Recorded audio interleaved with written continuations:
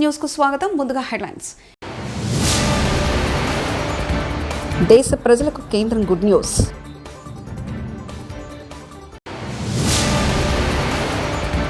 అమల్లోకి భూభారతి పోర్టల్లోని సేవలపై సీఎం రేవంత్ రెడ్డి.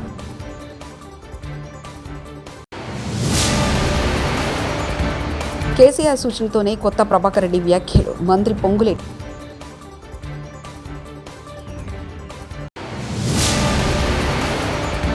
పవిత్రంగా నిర్వహించాల్సిన గోశాలలో జరిగే తప్పులను ఎత్తి చూపించారు మాజీ టీడీటీ చైర్మన్ భూమన. దేశ ప్రజలకు కేంద్ర ప్రభుత్వం గుడ్ న్యూస్ చెప్పింది. ఆసుపత్రుల్లో మెడిక్లెయిమ్ ప్రక్రియ వేగవంతంగా చేయడంపై చర్యలు చేపట్టింది. ఆరోగ్య బీమా క్లెయిమ్ అథరైజేషన్ 1 గంటలో, తుది సెటిల్మెంట్లు 3 రోజుల్లో పూర్తి చేయడం తప్పనిసరి చేయాలని కేంద్రం భావిస్తుంది. బ్యూరో ఆఫ్ ఇండియన్ స్టాండర్డ్స్ ప్రమాణాలతో బీమా క్లెయిమ్ అప్లికేషన్ ఫారంలను సులభంగా అర్థమయ్యేలా రూపొందించనుంది.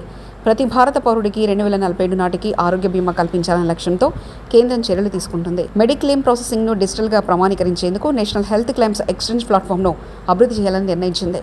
తెలంగాణ ప్రభుత్వం ప్రతిష్టాత్మకంగా చేపట్టిన భూభారతి పోర్టల్ అందుబాటులోకి వచ్చింది. ఈ పోర్టల్లో 10 మాడ్యూల్స్ ఉన్నాయి. రిజిస్ట్రేషన్, మ్యూటేషన్, ఆర్ఓఆర్ కరెక్షన్, నాలా, అప్పీల్, భూముల వివరాలు, భూముల మార్కెట్ విలువ, నిషేధిత భూములు, ఈ challan application status, registration documents వివరాలు, ఇతరాల పేరిట ప్రత్యేక మాడ్యూల్స్ను పొందుపరిచారు. పోర్టల్లో సీఎం రేవంత్ రెడ్డి, రెవెన్యూ శాఖ మంత్రి పొంగులేటి శ్రీనివాసరెడ్డి ఫోటోలున్నాయి. తెలంగాణ రాజముద్ర, తెలంగాణ రైజింగ్ లోగోలు, ప్రతి మాడ్యూల్లో ప్రత్యేకంగా రూపొందించిన తెలంగాణ తల్లితో కూడిన లోగోను పొందుపరిచారు. 4 మండలాల్లో పైలట్ ప్రాజెక్టు కింద భూభారతి పోర్టల్ జూన్ 2వ తేదీ నుంచి పూర్తి స్థాయిలో అందుబాటులో రానుంది. పరిష్కరించే దిశగా ఉండాలి అని చెప్పి ఆనాడు కాంగ్రెస్ ప్రభుత్వం శ్రీమతి ఇందిరాగాంధీ గారు భావించారు. భూమి అనే చర్చ ఎప్పుడొచ్చినా బూరుగుల రామకృష్ణారావు గారు కావచ్చు, పి నరసింహారావు గారు కావచ్చు, శ్రీమతి ఇందిరాగాంధీ గారి నేతృత్వంలో జరిగిన భూసేకరణ, ఒకనాడు వేలాది ఎకరాలు జమీందారులు, జాగీర్దారులు, భూస్వాముల దగ్గర ఉన్న భూములను అగ్రికల్చర్ సీలింగ్ యాక్ట్ తీసుకొచ్చి భూ పరిమితి చట్టాలు తెచ్చి వాళ్ళ దగ్గరున్న లక్షలాది ఎకరాలను ప్రభుత్వం వాళ్ళ నుంచి తీసుకొని దళితులకు, గిరిజనులకు, ఆదివాసీలకు, బలహీన వర్గాలకు ఆత్మగౌరవం తెచ్చే భూ కేటాయింపులు కాంగ్రెస్ ప్రభుత్వం శ్రీమతి ఇందిరాగాంధీ గారు చేపట్టారు. అదేవిధంగా వారసత్వంగా వచ్చిన భూములు కావచ్చు, తమ శ్రమతో కొనుగోలు చేసిన భూములు కావచ్చు, అటవీ భూమి హక్కుల చట్టం ప్రకారం ఆదివాసీలకు ఇచ్చిన పోడు భూముల పట్టాలు కావచ్చు, ఈ అన్ని భూముల యొక్క హక్కులను రెవెన్యూ శాఖ భద్రంగా పొందుపరిచి వాళ్ళ హక్కులను ఆనాడు పటేల్ పట్వారీ వ్యవస్థలో గ్రామాలలో పట్వారీలు భూముల వివరాలను నమోదు చేసేవాళ్ళు. ఆ పట్వారీలు నమోదులు చేసిన భూముల వివరాలు. అధికారులకు, కాంగ్రెస్ నాయకులకు ఎమ్మెల్సీ కవిత వార్నింగ్. మా కార్యకర్తలను ఎవరెవరు బెదిరిస్తున్నారో వాళ్ళ పేర్లు బరాబర్ పింక్ బుక్లు రాస్తాం, వాళ్ళని వదిలే ప్రసక్తి లేదంటూ ఎమ్మెల్సీ కవిత వ్యాఖ్యానించారు. ఎదిరించి వాళ్ళ నేను ఈ సభకు మీ దగ్గరకు వచ్చినా అని వారి యొక్క పోరాట పటిమను చూపించినందుకు తమ్ముళ్ళకు కూడా ధన్యవాదాలు చెప్తా ఉన్నా. అట్లనే ఇంకా చాలా మంది మాట్లాడుకుంటా అన్నారు, అక్క ఫోన్లు చేసి బెదిరిస్తున్నారని చెప్పి. అన్న జుబేర్ అన్న ధైర్యంగా ఉండు, ఎవరెవరు బెదిరిస్తున్నారో వాళ్ళ పేర్లు బరాబర్ పింక్ బుక్ లో రాస్తాం, ఇడిచిపెట్టేదైతే ఉండదు, అందులో ఏమీ ఆలోచించదు. కేసీఆర్ సార్ మంచోడు కావచ్చు, నేను కొంచెం రౌడీ టైపే, ఎట్టి పరిస్థితిలో ఇడిచిపెట్టుడు ఉండదు. ఇక్కడికి బాన్స్వాడలో మిమ్మల్ని సతాయించి మిమ్మల్ని పోలీస్ స్టేషన్కి ఈడ్చినటువంటి ఏ ఒక్కరిని కూడా నేను మాత్రం క్షమించే అవకాశమే ఉండదు. పింక్ బుక్ బరాబర్ పెడతాం, అందులో పేర్లు రాస్తాం.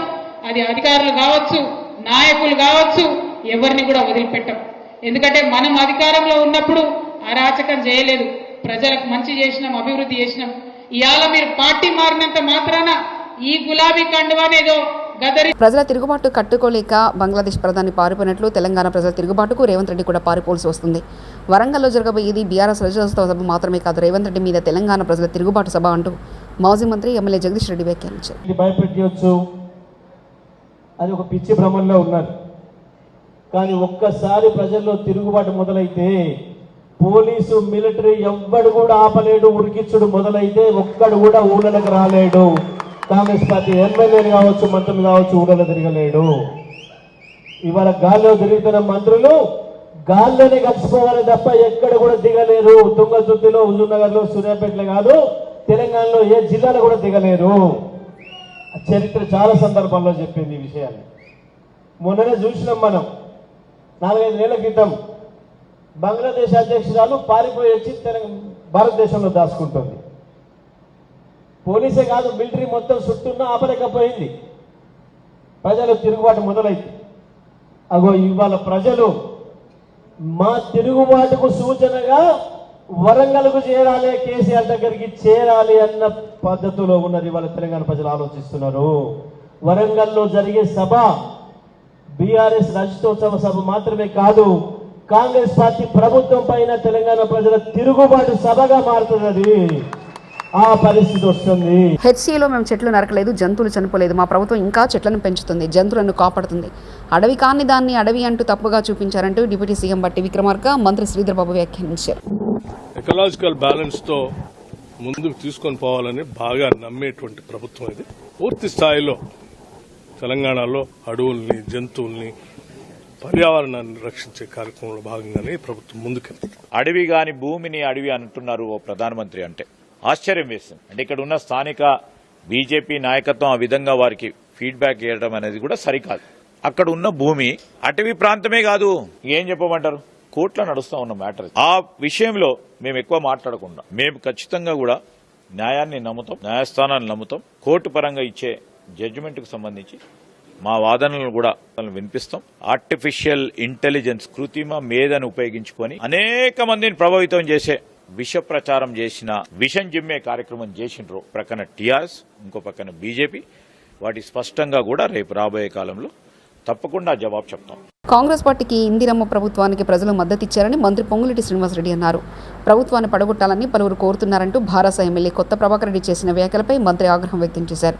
తమ ప్రభుత్వం ఏర్పడిన వారం నుంచి అధికార దహంతో కూల్చే ప్రయత్నం చేస్తున్నారని విమర్శించారు. ఇందిరమ్మ ప్రభుత్వానికి మద్దతు తెలిపి పూర్తి మెజారిటీ ఇచ్చినప్పటికీ ఈ ఇందిరమ్మ ప్రభుత్వాన్ని మేము కూలుస్తామని అనేక పర్యాయాలు ఆనాడు 10 సంవత్సరాలు పరిపాలించిన పార్టీ నాయకులు తహతాలాడుతున్నారు.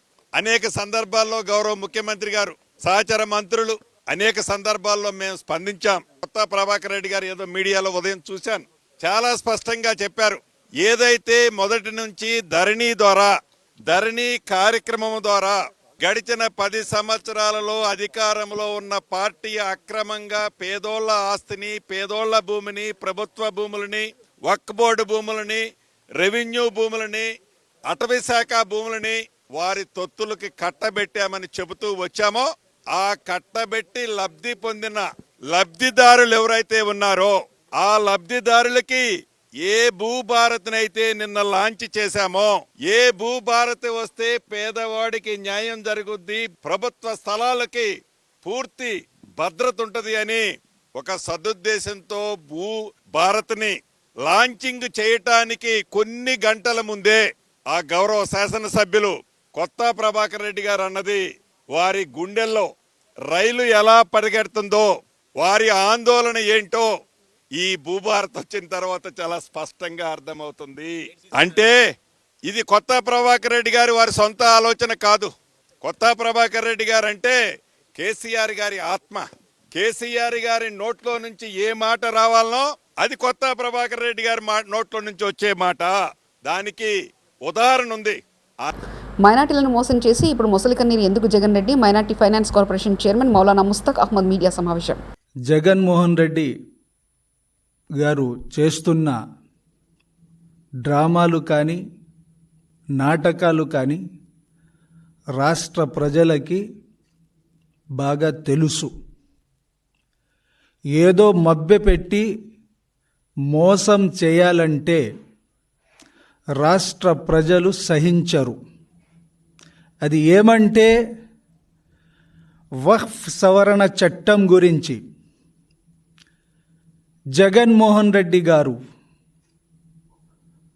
వాళ్ళ ఎంపీలు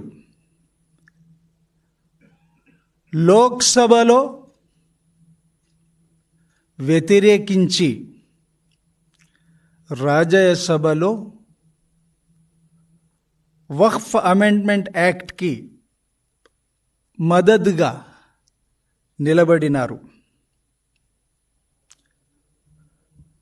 ఆ తర్వాత జగన్మోహన్ రెడ్డి గారు విప్ జారీ చేయడం జరిగింది.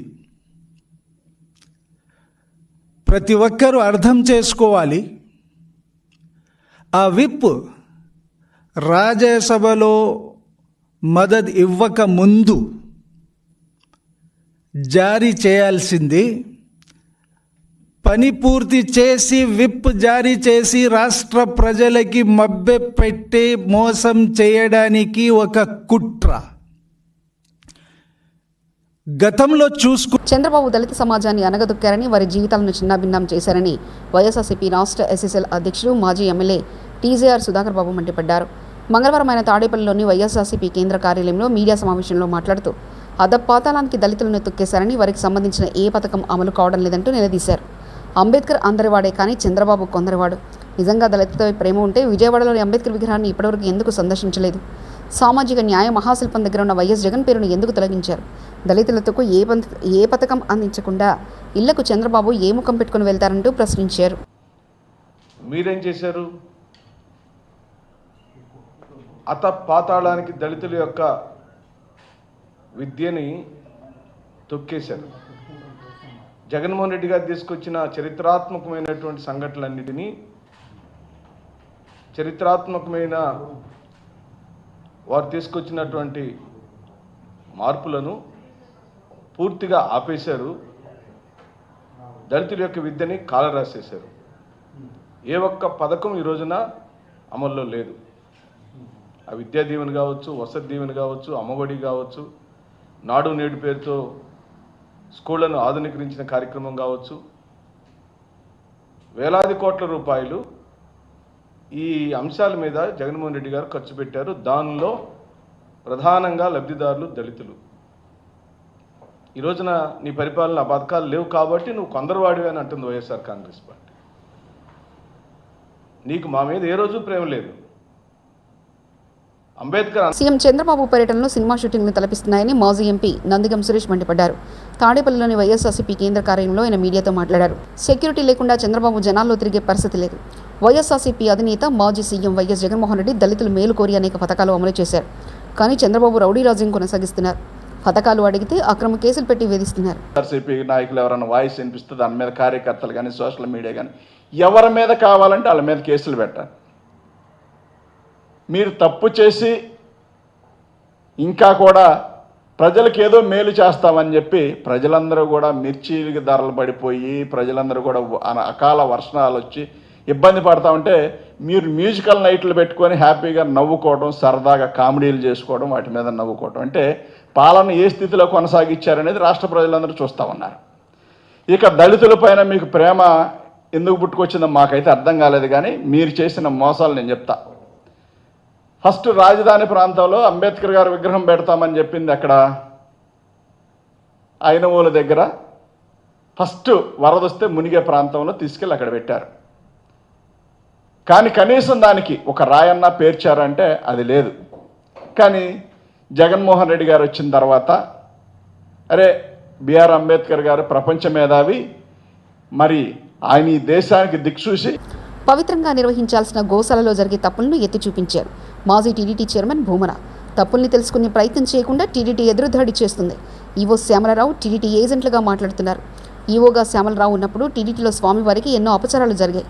గోవుల మరణాలపై దిగజారి మాట్లాడుతున్న వ్యక్తి టీడీటీ చైర్మన్ పదవికి అర్హుడా అంటూ కొట్టు సత్యనారాయణ వ్యాఖ్యానించారు. పవిత్రంగా నిర్వహించవలసిన కార్యక్రమం ఆ గోశాలలో గోవులకి సక్రమైన వసతులు కల్పించి అన్ని రకాలుగా కూడా పోషించవలసిన విషయాన్ని ఒక వ్యక్తి ప్రస్తావిస్తే దాన్ని ఏదో ఒక రాజకీయ కోణంతో ఇంకో రకంగానో చూడకూడదు. దానికి సంబంధించి బాధ్యతాయుతమైన టీటీడీ ఏం చేయాలి? దేశ ప్రజలకు కేంద్రం గుడ్ న్యూస్.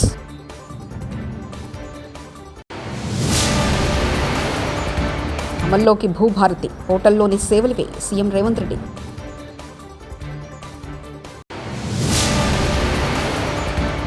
కేసీఆర్ సూచనతోనే కొత్త ప్రభాకర్ రెడ్డి వ్యాఖ్యలు. మంత్రి పొంగులేటి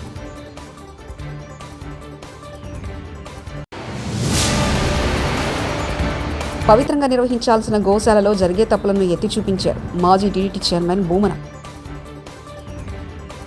ఇవి బులెటిన్ విశేషాలు.